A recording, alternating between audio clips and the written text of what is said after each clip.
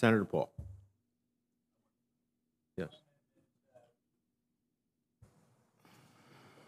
My amendment would reduce foreign aid by 10%.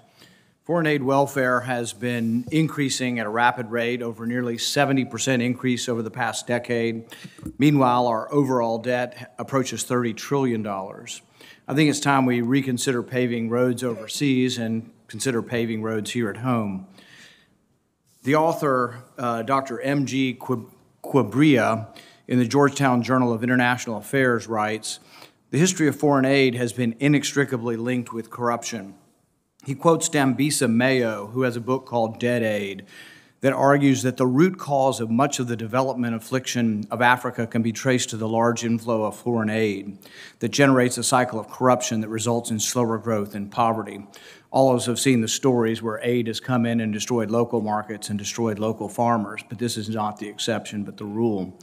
Former UN Secretary Ban Ki-moon says that corruption devours about 30% of all development assistance money or aid. If you give more aid, you'll get more corruption. If you give less aid, maybe you'll get less corruption. The Mubarak family is a great example of the corruption of foreign aid. Over a couple of decade period, they got somewhere around $30 to $40 billion. They managed to steal about half of it.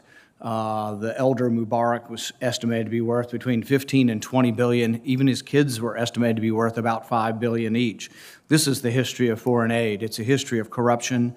It's a history of money going from poor people in rich countries to rich people in poor countries.